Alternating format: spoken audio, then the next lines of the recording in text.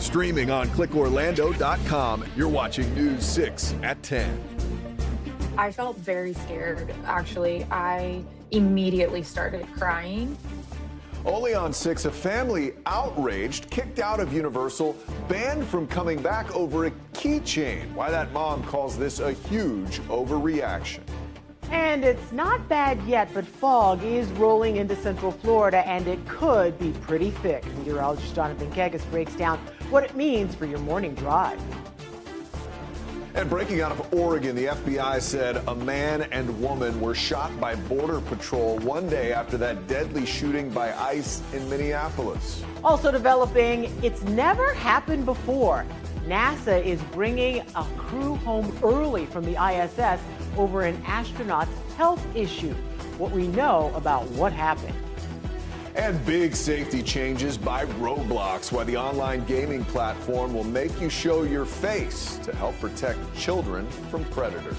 But we start now at 10 tonight with that family outraged after they were kicked out of Universal. Good evening, I'm Ginger Gadsden.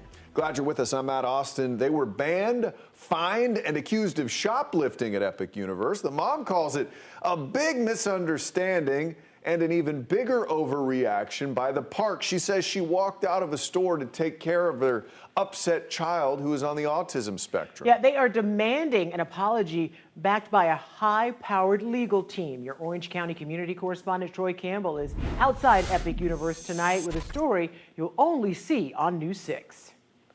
The family says they came here to Epic Universe to celebrate their autistic daughter's birthday. However, they say it ended with them being escorted out of the park by Orange County deputies. I felt very scared, actually. I immediately started crying. Nikki Dow says she took a trip to Universal's Epic Universe on December 27th to celebrate her autistic nonverbal daughter's 7th birthday. She says she even registered her daughter with Universal's Disability Access Program. We go over her needs and accommodations that are needed for her. And then they emailed me a copy of her disability card. After several hours enjoying the park, Dow says things took a turn when they entered a Mario-themed gift store. We're walking through the store, we're looking at items. We see a little Mario keychain. She gets excited. I hand her the Mario keychain. She clings to it. Dow says moments later, the store became crowded with shoppers and her daughter became agitated. So she took her outside of the store. My husband decided, you know what, you go wait outside. I said, I'm going to go wait outside. He took the tag off of the keychain and he said, I'm going to go grab a few things. I'm going to check out. Dow says her husband took the tag off the keychain and kept it with him inside with the intent to pay for it. However, she says moments after walking outside of the store, she was approached by security. He said, you know, I'm security with Universal and you need to come with us. You've been caught shoplifting. Dow says she told security her husband was inside the gift store and was going to pay for the $16 keychain. But she says security still took her to an office. And then we went into an interrogation room. He came back in and he said, Orange County Sheriff's Office is on the way to escort you off the premises. You are hereby trespassed for a year. We're going to also be sending you a fine in the mail. Dow's attorney, Eric Block with Morgan & Morgan, says he submitted a demand letter to Universal. Did they give her an apology or say we overreacted or we see your husband was trying to pay? No, they actually sent her a demand letter for money, accusing her of retail theft. Dow says Universal isn't considering her daughter's disability, which caused her to walk out of the store in the first place. How do you feel that Universal treated the fact that your daughter has her disability in this moment? I don't think that they considered it at all. It seemed like they had no idea that Universal even had a disability program. We reached out to Epic Universe about this situation and we've yet to hear back. Ultimately, Dow says she just hopes that this doesn't happen to any other families. Outside Epic Universe, I'm your Orange County community correspondent, Troy Campbell, News 6. Another big story tonight, of course, is the weather as we take a live look at our Launch Credit Union port cam. On the left, You can see the Daytona Beach cam, and on the right, fog is starting to roll into that picture, and it is going to be dense fog in a lot of places. Let's get you right over to meteorologist Jonathan Kagas. Hey, Jonathan. Yeah, we're seeing it on the coast first, guys. Something called sea fog. It's rolling in from the Atlantic Ocean, and certainly it's working from the northeast down to the south and west. This is a live look in Marineland right now. We're really seeing it start to work down the Flagler coastline. If you're living in Flagler County, you know what I'm talking about. Again, the fog icon showing up with air temperatures into the mid-60s. The breeze out of the east-southeast, very light. That's helping to contribute to the fog as well. Most of us are doing all right tonight. We have perfect visibility down the I-75 corridor, most of the I-4 and I-95 corridors. You see, though, Palm Coast, we've now fallen to 4 miles with that gray and white color working its way from north to south down I-95 into the northern extent of Volusia County. We're going to watch that continue to roll in overnight. Dense fog advisory in play for right now, just for Flagler County. That's for the likelihood of widespread visibilities down to a quarter mile or less. Note the time that this rolls until 1 o'clock in the afternoon. We'll talk about when this fog gets out of here for everybody, and then when we can break records in the temperature department, guys, coming up at about 10:19. Jonathan, thank you. Breaking now at 10 tonight, authorities say a federal immigration officer shot and wounded 2 people in Portland, Oregon. So here's the scene in Portland where the FBI says it's still investigating what happened, but says the shooting involves Custom and Border Patrol agents. Now, of course, this all unfolds as protests keep getting louder in Minneapolis, where an ICE agent shot and killed a mom behind the wheel of her SUV. CBS News correspondent Gwen Baumgardner has the latest.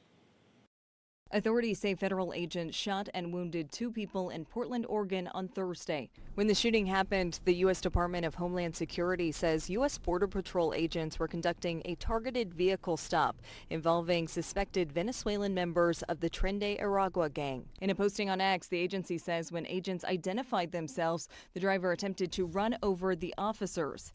It said an agent fired a defensive shot as the driver and passenger tried to flee the scene. Our priority and main concern is that there is a thorough and complete investigation, that all facts that can be learned are obtained, and that we can get as much information as possible. This is a federal investigation. It's being led by the FBI. We have been in touch with them. We are, in regular contact. Portland Mayor Keith Wilson held a press conference Thursday evening. Just one day after the horrific violence in Minnesota, our community here in Portland was witness to a moment of fear, confusion, and heartbreak. Earlier this afternoon, 2 people were shot and injured by federal agents in the Hazelwood neighborhood. Violence in our community is devastating. These are not statistics. These are human beings. A Portland City Council session abruptly recessed after members were informed of the shooting. Gwen Baumgardner, CBS News. Big news developing tonight from NASA. Over the next 24 to 48 hours, NASA will firm up a plan to bring Crew 11 home early after an astronaut developed some kind of medical concern. This has never happened before in the more than 25 years of the space station program. NASA is not saying which member has the problem or the nature of the medical condition. In a news conference during News 6 at 5 today, NASA Administrator Jared Isaacman stressed the crew member is stable. This is not an emergency deorbit. We retain the capability to bring astronauts home in a matter of hours if necessary. So this is recognizing, first of all, we're always going to do the right thing for our astronauts, but it's recognizing it's the end of the Crew 11 mission right now. They've achieved almost all of their mission objectives. Crew 12 is going to launch in a matter of weeks anyway. This is an opportune time. We first learned there was an issue overnight when NASA called off a spacewalk, which was planned for today.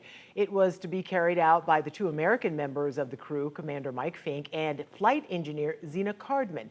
NASA's chief medical officer points out there is equipment on the station to handle most kinds of health emergencies, but it can't do everything. In this particular incident, that the medical incident was sufficient enough that we were concerned about the astronaut, that we would like to complete that workup.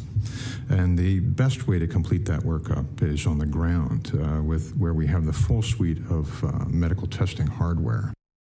In addition to bringing Crew 11 home early at least a month, NASA is looking at launching Crew 12 ahead of its planned date in February. Even if that doesn't happen, NASA astronaut Chris Williams will keep an American presence on the ISS.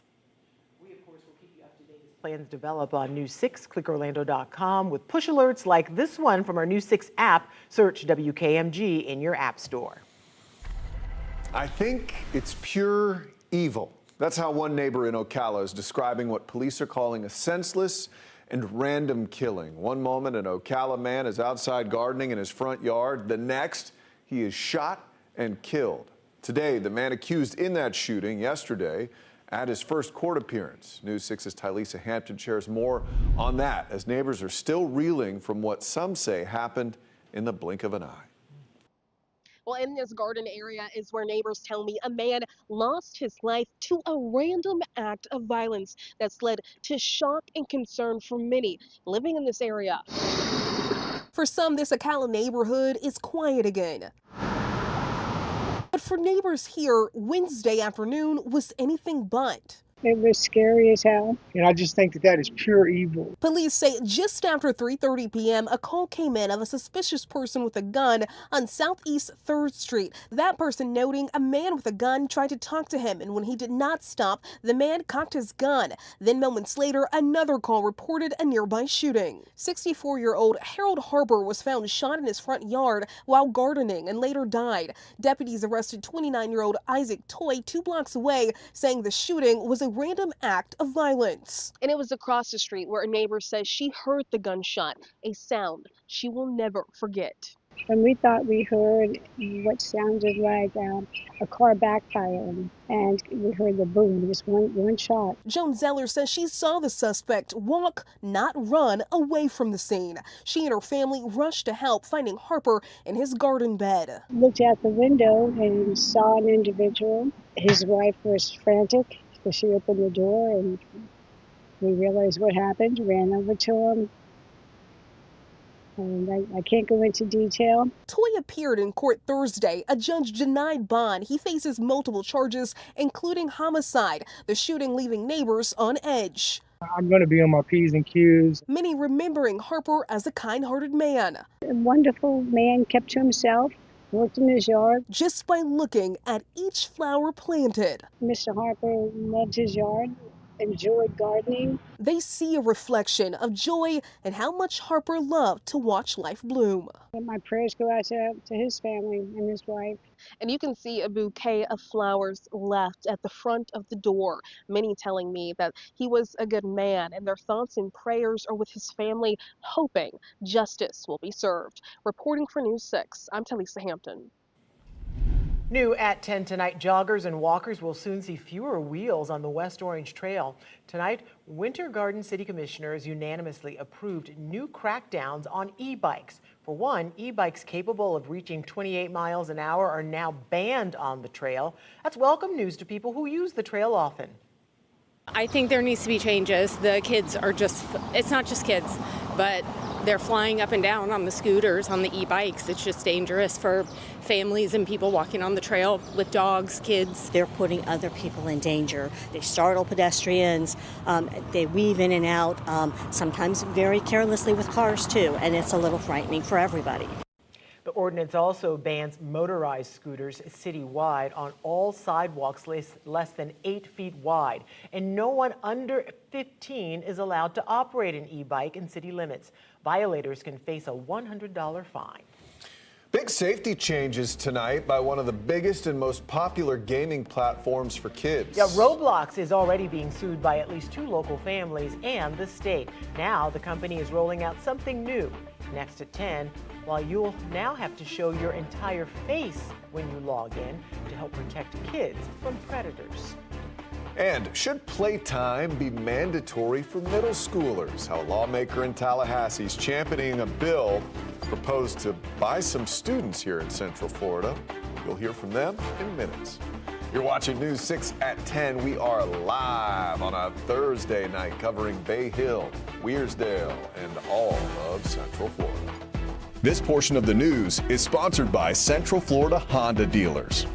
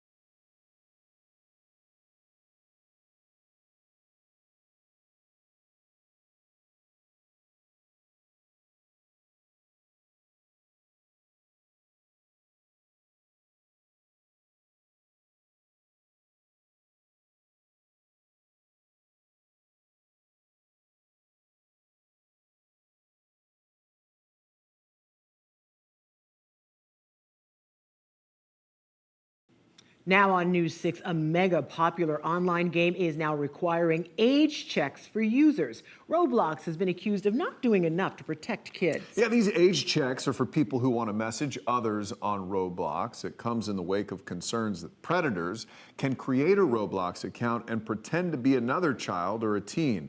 Here's how it works. Open up the app, move your head left and right to the camera. This is to make sure it's a real person. The system will estimate your age, then update your account with that information. Then users are assigned to age-based chats. This means kids will only be allowed to message someone their own age. The same goes for adults. A Roblox bigwig told News 6 investigator Erica Briguglio this will impact the game's users play as well.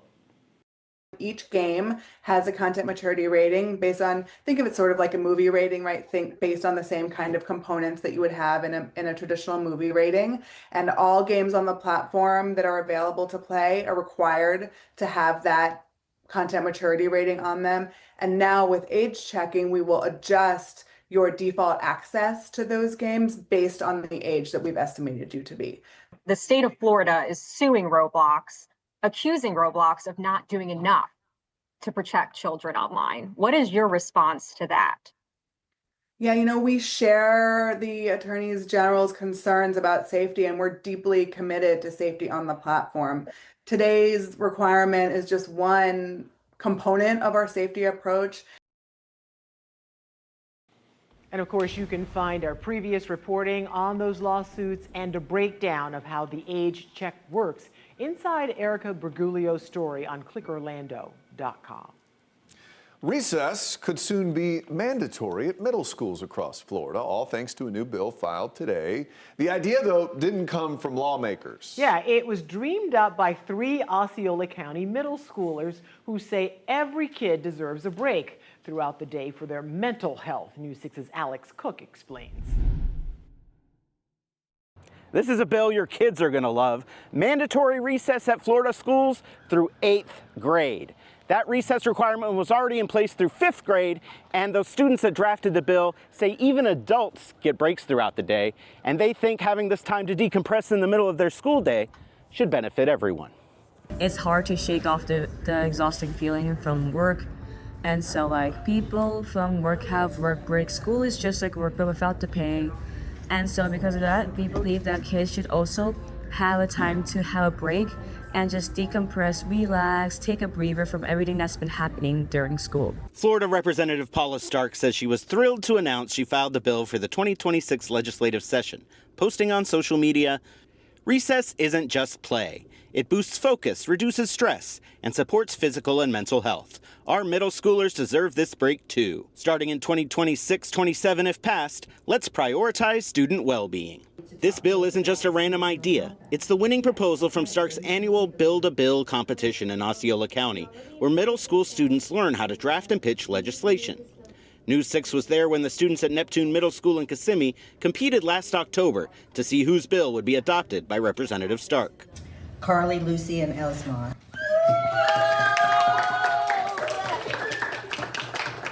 The winners, Carly Leach, Lucy Graham, and Elizmar Francois, told us why this bill is so important to them. School just emotionally and physically exhausts all of us. The Florida legislature will take up the bill when they're back in session in March. If passed, the new recess law would start July 1st.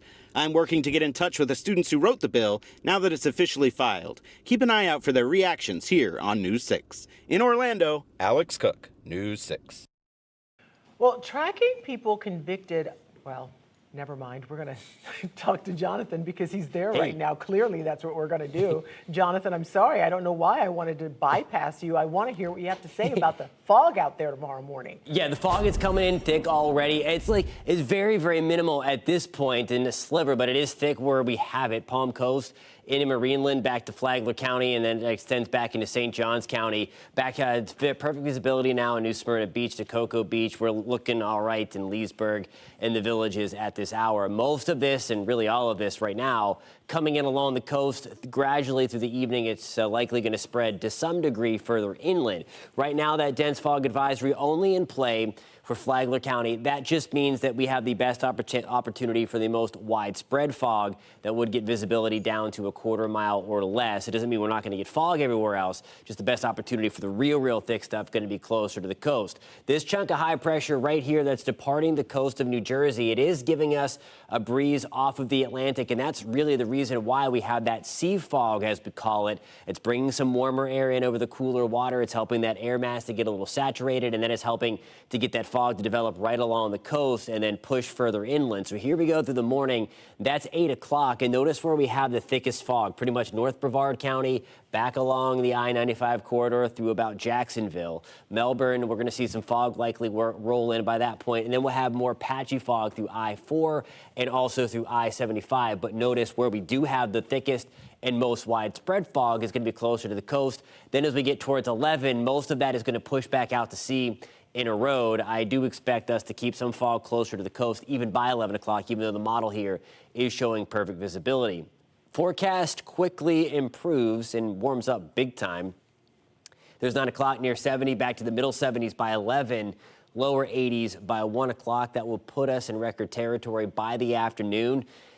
83 in Orlando, 84 is our record, 83 in Sanford. We're back to the middle 80s. Again, that is where our record is in Sanford as well. The only spot that I don't think we're going to be too close is going to be in Daytona Beach, as we do have the influence from the relatively speaking cooler Atlantic Ocean, although we are still way above where we should be, back to the upper 70s. Mount Dora, we are in the upper 60s right now. Groveland, good evening. We are at 68 degrees. Now, tomorrow we're waking up in the 60s across the board for most of Central Florida, maybe a few upper 50s sprinkled in, but it is going to be a warm morning. Temperatures running about 10 or so degrees above where they should be when you start your day, and it's about 10 or so degrees above where we should be in the afternoon as well. That puts us in record territory Friday and Saturday. Rain chances up slightly with our next system at 20%. That'll cool us down back to the mid-60s by Monday. Next best shot of rain comes in on Wednesday, guys.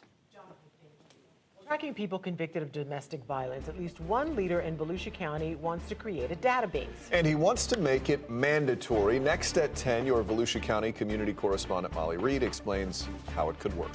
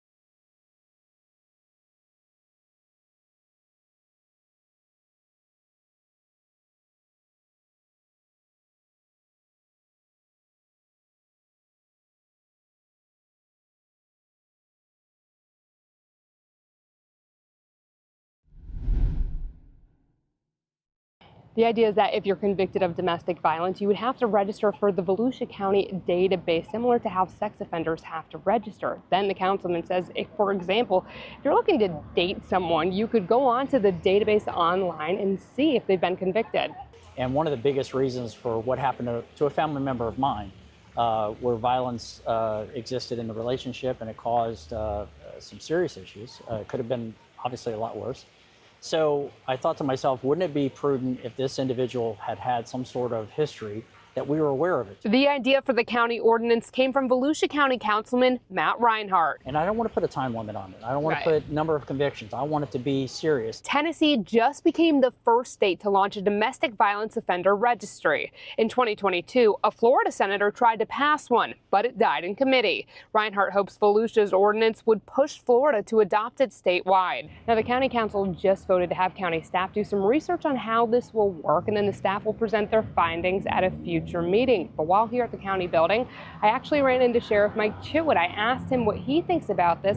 He thinks it would be a good tool to use in combination with his deputies' work out on the streets. In the past 3 weeks, we've had 30 domestic simple violence cases where we made arrests in all 30 immediately. Residents have mixed thoughts. I think that people can't be too safe dating these days. Others feel convictions aren't always black and white. You can look at bruises and wounds, but sometimes that doesn't tell the entire story either. A date hasn't been set on when the staff will present their findings to the county council, but I'm told it should be within the next few meetings, within the next few months. I'm your Volusia County Community Correspondent Molly Reed, News 6.